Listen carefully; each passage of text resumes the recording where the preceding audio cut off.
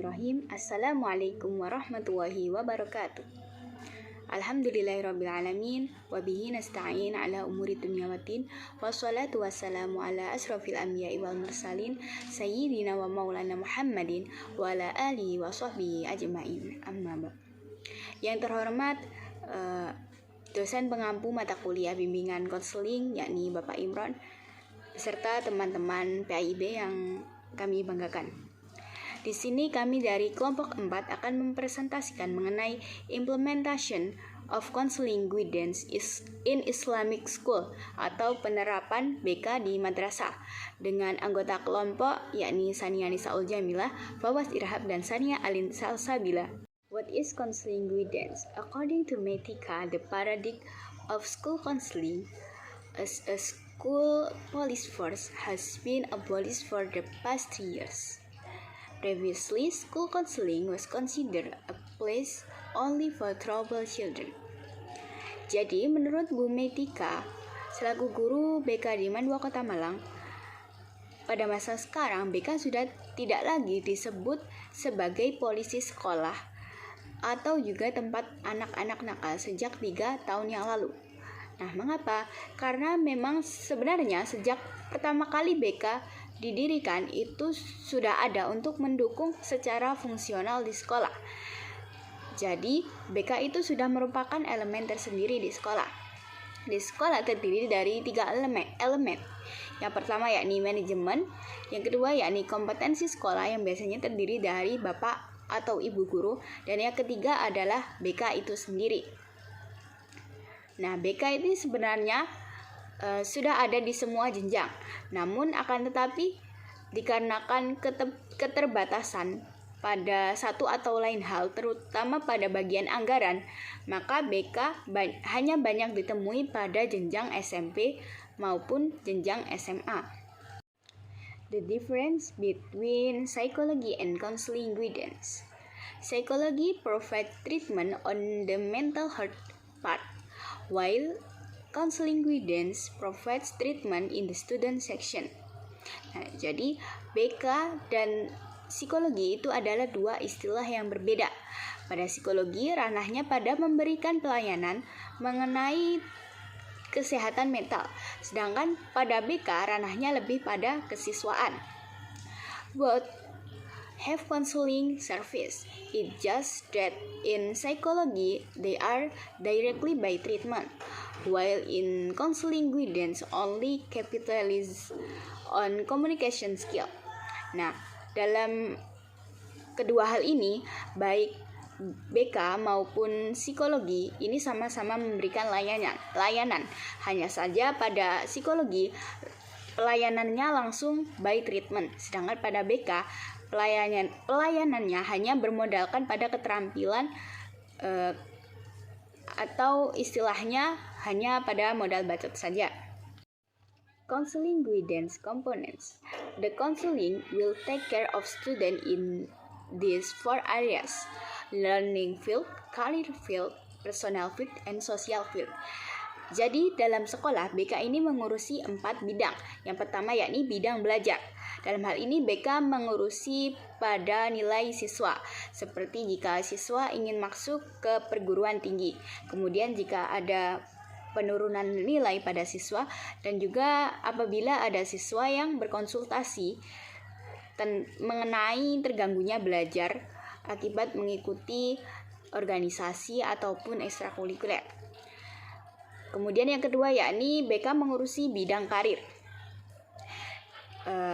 yakni siswa ingin berkarir seperti apa setelahnya, apakah ingin bekerja atau ingin melanjutkan ke universitas.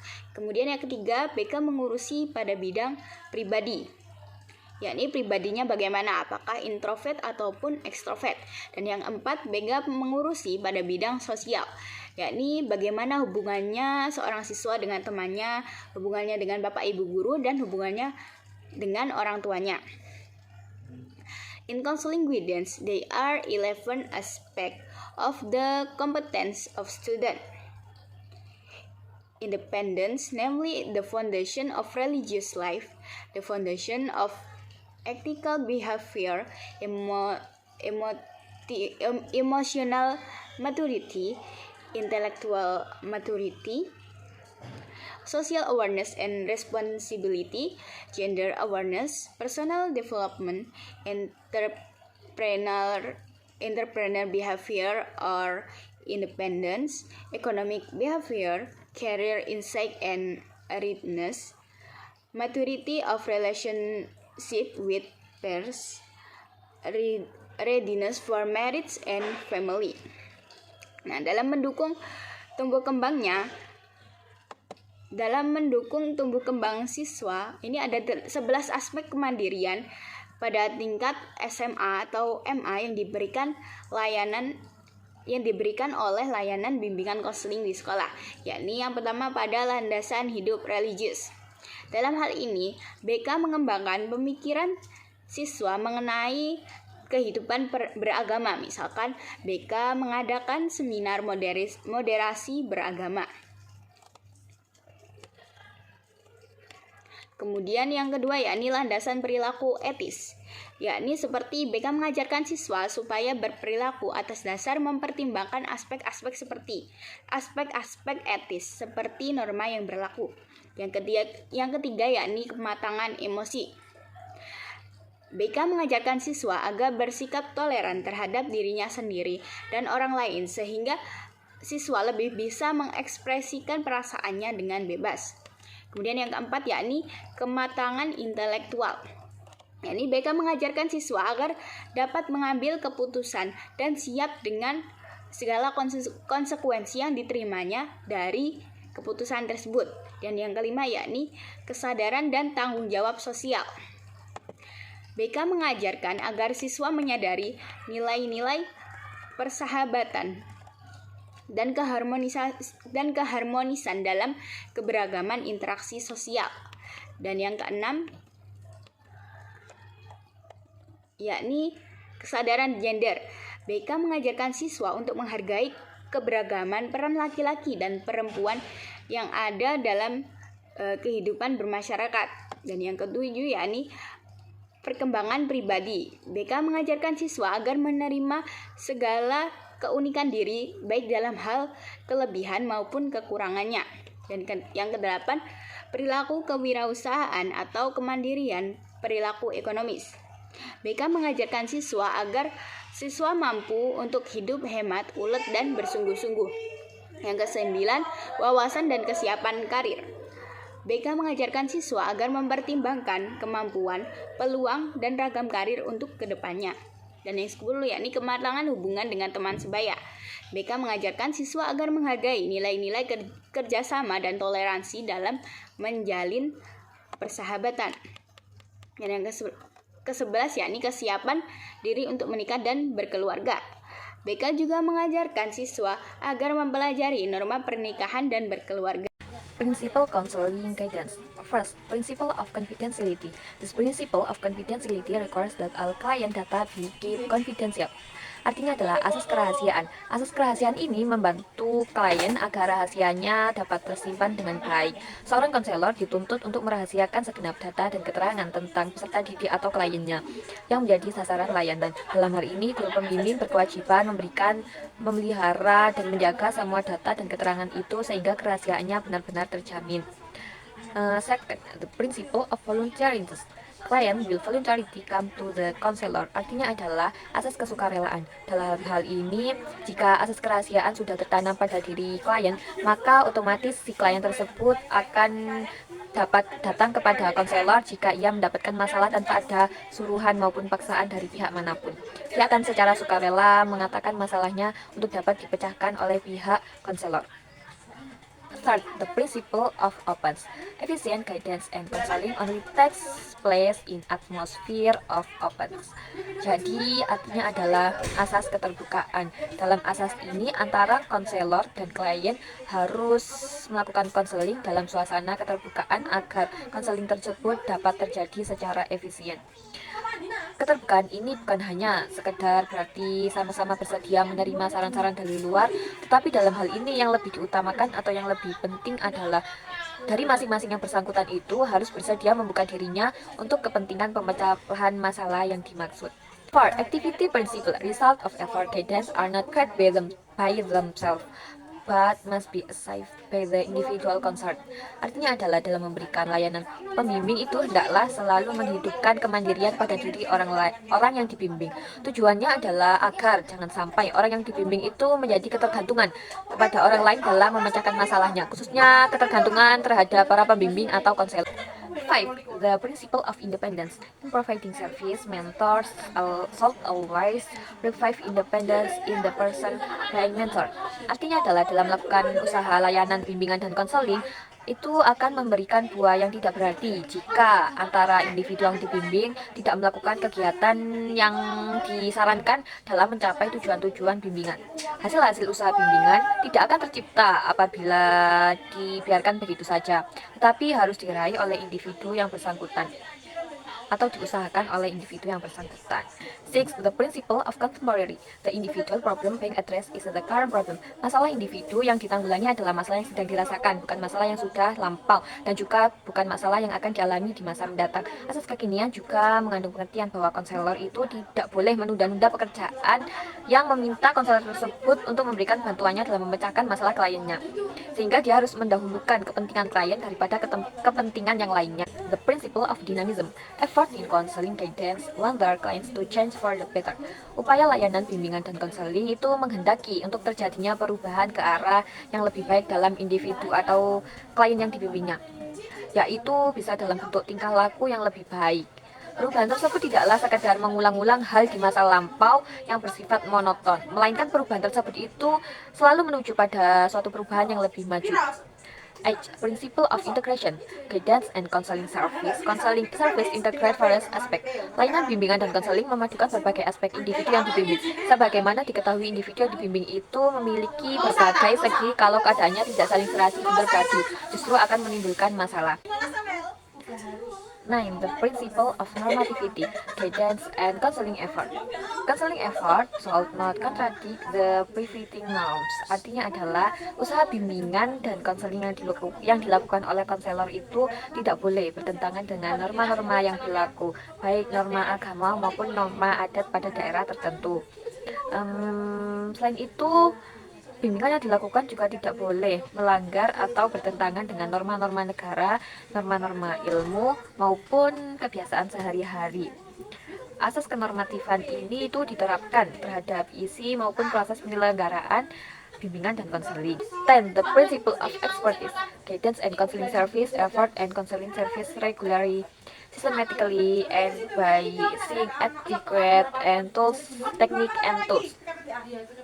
Dalam melakukan usaha layanan bimbingan dan konseling itu dilakukan secara teratur, sistematik, dengan mempergunakan teknik serta alat-alat yang memadai. Untuk itu, para konselor itu diharapkan atau diperlukan melaksanakan suatu pelatihan, sehingga dengan hal tersebut dapat dicapai keberhasilan usaha pemberian bimbingan dan layanan konseling. 11. The principle of cash transfer. If a counselor is unable to solve the client's problem, then this officer handed over to a more expert. Asas ini mengisyaratkan bahwa bila seorang petugas bimbingan dan konseling sudah mengerahkan segenap kemampuannya untuk membantu klien dan belum dapat terbantu dalam pemecahan masalahnya sebagaimana yang diharapkan, maka konselor ini itu mengalih tangankan atau menyerahkan klien tersebut kepada ahlinya yang lebih expert, sehingga pemecahan masalahnya itu dapat terselesaikan dengan secepatnya dan dengan penanganan yang tepat. 12. The principle of tuturi handayani. This principle indicates the general atmosphere that should be created within the framework of the overall relationship between the mentor and the being guided. Asas ini menunjukkan pada suasana umum yang hendaknya itu tercipta dalam rangka hubungan keseluruhan, baik antara konselor maupun orang yang dibimbingnya atau kliennya. Next, implementation of counseling guidance. In madrasah, counseling guidance is classified as classical guidance. In classical guidance, teacher use service methods by providing material, games, simulation, and role play. In addition to classical guidance service, there are group guidance service. Group guidance is intended for students who want to actually consult. The problem is not intimate, but there are similarities with their friends. The minimum number of group guidance member is 4 to 7. Then there are individual counseling and group counseling service.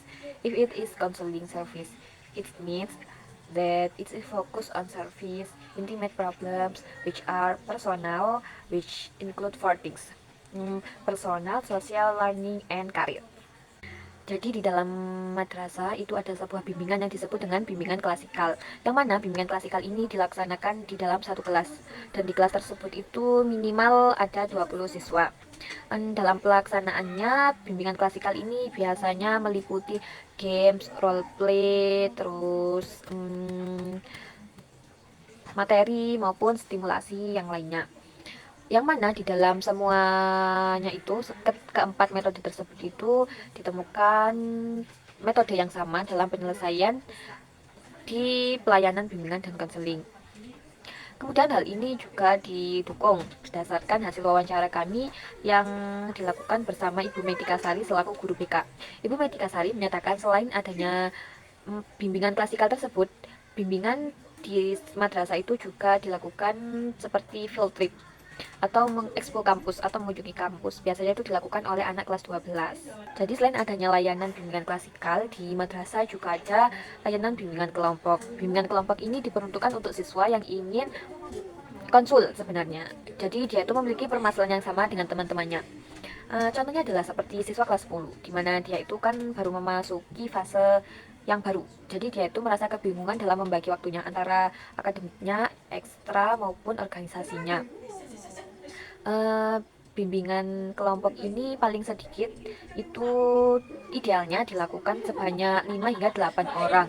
Kalau hanya 3 orang itu tidak dapat digolongkan sebagai bimbingan kelompok, tetapi masuk kepada konsultasi umum.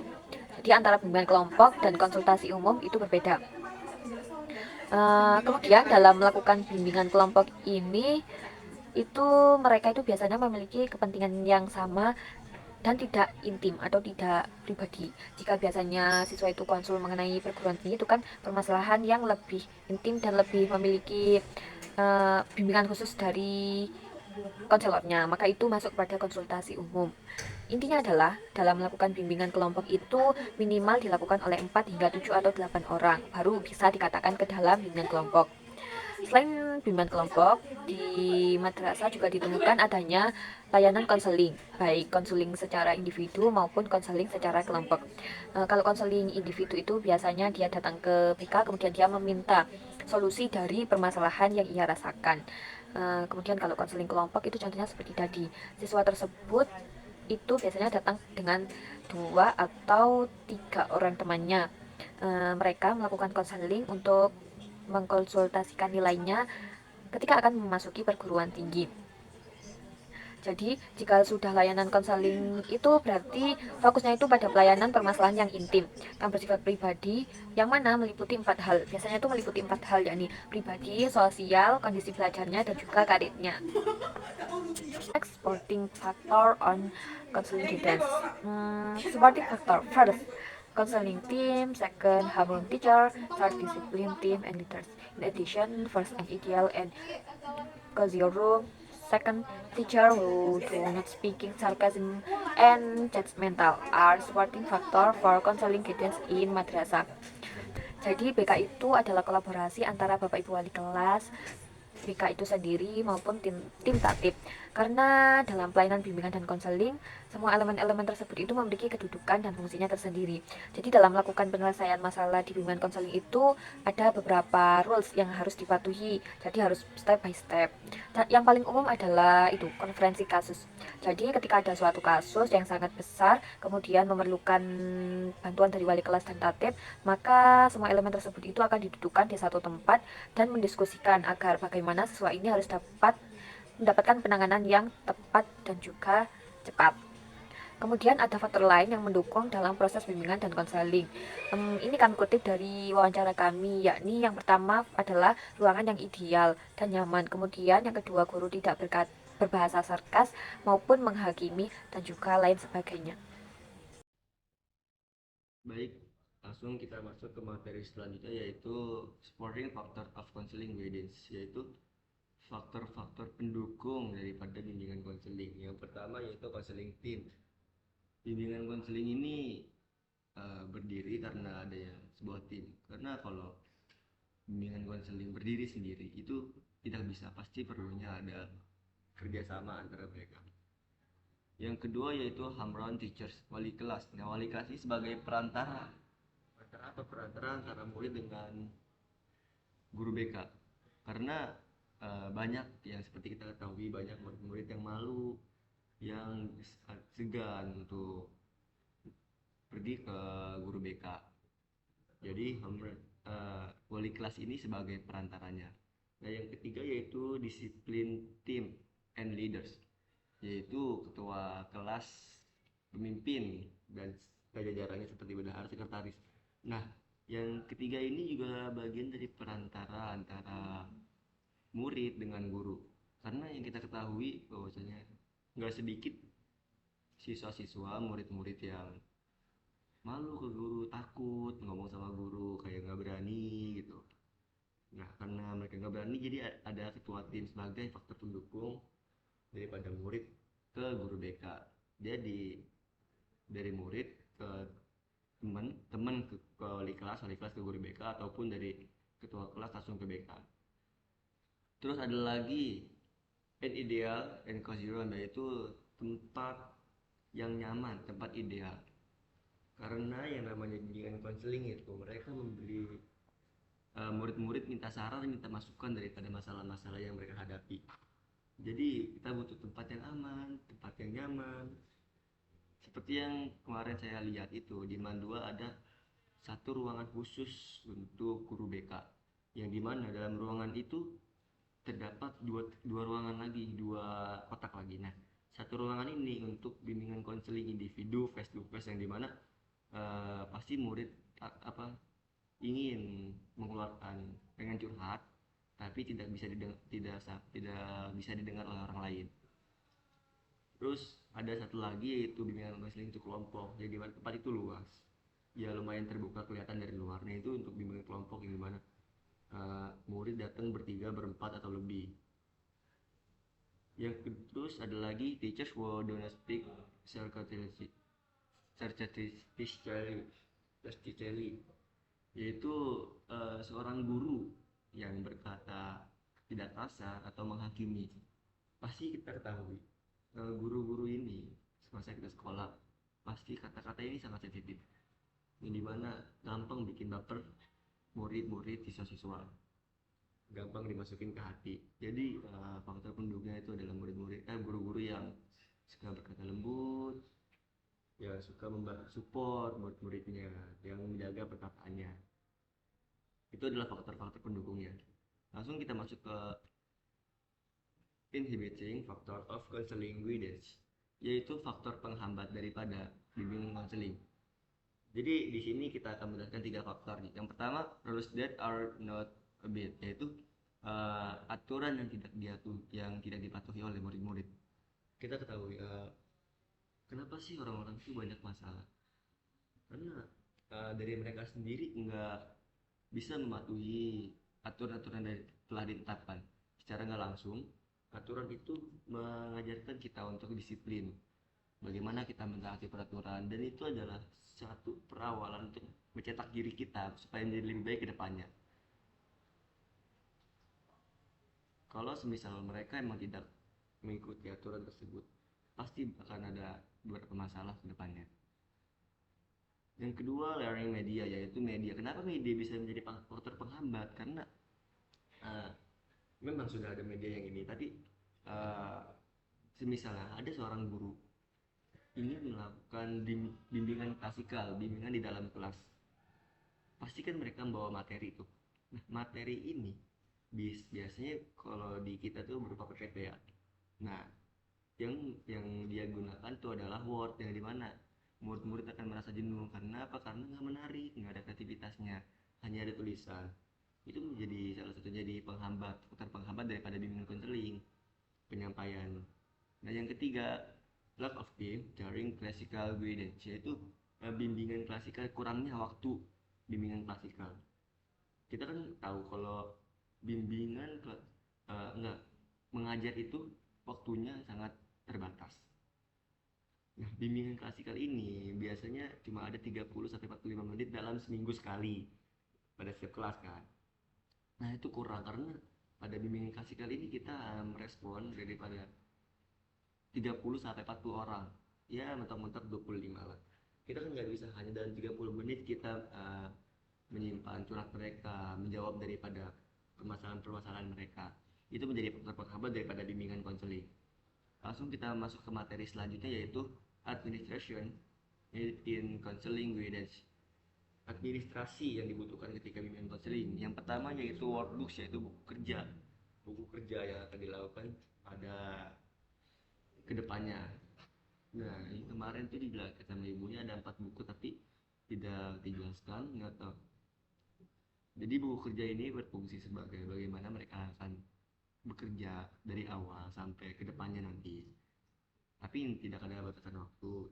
Terus masuk ke Service Implementation Plans, yaitu RPL, rancangan pembelajaran layanan. Nah, ini rancangan pembelajaran layanan ini rancangan pembentukan layanan. Nah, ini RPL ini dibuat untuk 1 semester ke depan. Bagaimana cara kita melakukan layanan selama semester ke depan. Nah, yang ketiga yaitu media. Pasti mereka membutuhkan media untuk apa? Untuk meng-share pemberitahuan atau seperti memberi ilmu secara nggak langsung lewat media, lewat apa yang di-share. Yang keempat ini ada aktivitas rubrik, yaitu rubrik aktivitas. Nah, rubrik aktivitas ini apa aja yang mereka kerjakan, apa yang mereka lakukan ke depannya nanti. Terus ya, yang kelima ini ada guidance report and counseling report, itu laporan apa yang mereka lakukan selama 1 semester kemarin, 1 tahun kemarin. Langsung kita masuk ke materi selanjutnya yaitu evaluation of counseling guidance, yaitu evaluasi bimbingan konseling. Evaluasi bimbingan konseling ini terdapat 2, yaitu secara personal dan secara kelompok. Personal evaluation dan group evaluation. Nah, yang personal evaluation ini kita langsung evaluation tuh kita langsung masuk contohnya seperti ketika ada 1 orang guru yang tidak memasuki kelas pada saat itu. Nah, itu guru yang lain itu harus mengevaluasi. Kenapa kemarin nggak masuk? Soalnya kan yang seperti kita ketahui, bahkan ketika masuk aja kita masih menggunakan waktu untuk melakukan bimbingan klasikal. Nah, ini itu sebagai personal evaluasi secara mandiri, secara sendiri, secara personal. Nah, yang kedua itu group evaluation, yang dimana dilakukan dalam sebulan sekali. Kira-kira apa nih yang perlu dievaluasi selama sebulan kemarin? Apa aja sih yang kurang? Bagaimana cara kita melengkapinya? Seperti yang udah terstruktur dari sananya. Mungkin itu saja yang bisa saya presentasikan. Kurang lebih mohon maaf. Wassalamualaikum warahmatullahi wabarakatuh.